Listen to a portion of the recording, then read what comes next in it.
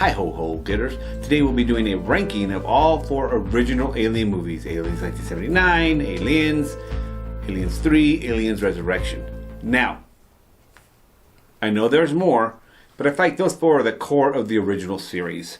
So I kind of want to have those separate. I'm not saying I'm not going to do Alien vs. Predator ranking or Prometheus, all those other ones. I might rank them as well. Now, if you want to see the videos of Aliens 1, 2, and 3, and 4, they are on the playlist at the end of this video, so you can check them out.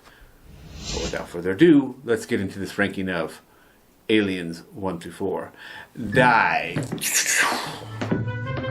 So, Gringo and voiceover Gringo, I feel the need to remind the audience that this ranking will be from the worst to the best.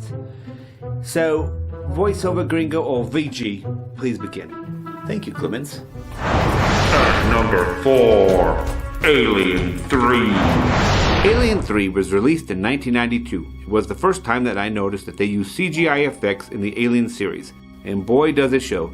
Those scenes with the CGI look outdated and pull me away from the action. I personally think CGI looks best when used to enhance practical effects.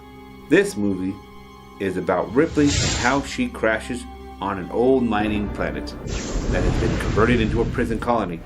The prison colony is full of lifelong prisoners that are trying to live a good life. They kind of remind me of priests in a priesthood or something. Then suddenly, this woman appears on their planet. Not only that, but she brings a whole lot of attention and death to their little prison colony of some 25 individuals. The movie is slow to start and the scenery is drab. I wouldn't say it was all horrible.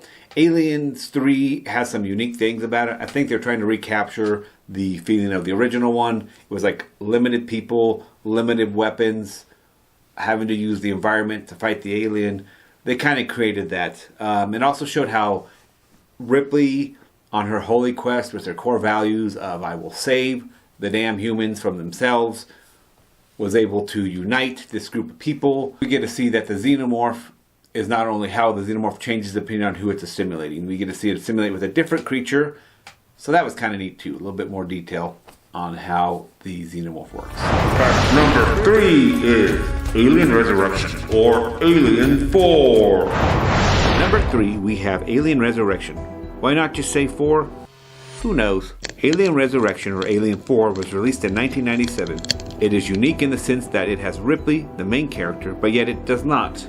You see, this one is staged some 200 years past the last time we saw her on the prison planet. And guys, it's not her because she's a clone of the original Ripley. These scientists on this new government 200 years in the future take her DNA, mix it with the DNA of the alien queen to play Xenomorph game. Why they picked her, I don't know. Because Sigourney Weaver wanted to act, I guess, again. It is not a bad idea, and the movie is enjoyable. Although at times a bit awkward, and both Gringo and I, VG, didn't like the characters by the end of the movie. Ripley finds herself as a clone on this Black Ops military science ship. Everything seems to be going great until some mercenaries bring by these poor people in their sleep pods to be used as hosts for the xenomorphs. These poor people were just chilling in their space pods. To make a long story short, the scientists lose control of the xenomorphs. And Ripley joins forces with the mercenaries. The movie has a strange ending that makes me think I don't necessarily like the characters. However, it is unique in the sense that we get to see a badass version of Ripley, all alien-like. Well, VG, it's not all bad for me. I do feel like it's better than the third. I mean, that third movie was really drab and depressing and slow to start. I do agree that it's a little bit uncomfortable in some weird situations, but that in a way kind of makes it unique. That's why it's at third and not in fourth with the Aliens 3. At number 2 is Aliens or Alien 2. This one continues to grapple in my head's ranking system, with the number 1 being the original. This is due to the fact that this movie has great childhood memories for Gringo. It was his first rated R movie he was allowed to see. Sure holds an important part in his childhood. This one says, okay, last time we put Ripley and her crew, a commercial non-military crew, against one bull xenomorph in the first movie. Then it asks, how can we make it even bigger and badder for this movie? The answer? 1. Give a xenomorph queen and her facehuggers a colony of people to assimilate into their military. 2. Leave the Queen and this army alone for a while to get nice and established. 3. Send Ripley back into the fray some 50 years after the escape of the first time. However, let us sweeten the pot by giving her a small platoon of Space Marines for escort that are not afraid to get the job done.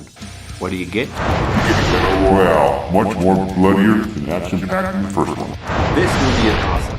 The Marines are tough as hell, the aliens are tough as hell, and neither one is afraid to back off. They go at it. Boom, boom, boom. It's totally more action-packed than the first one. The first one's very horror genre. This or thriller, horror, kind of thing. And at number 1, best of the best, is the original 1979 classic. You guys are always saying everything is classic. Excuse me, Clemens. This is true for me. I can't speak for Genghis Khan. Yeah, it's true. We say a lot is classic. It's true. But we've been hitting up a lot of the good movies.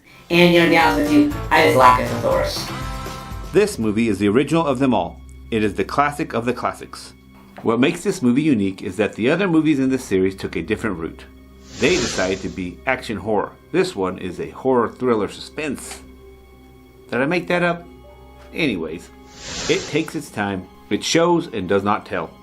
Every time I watch this movie, I can feel the coldness of space, and I can feel that they are just humans existing in a metal ship with thin walls protecting them. It's true. This movie is the best of the 4, I think personally. It's the original.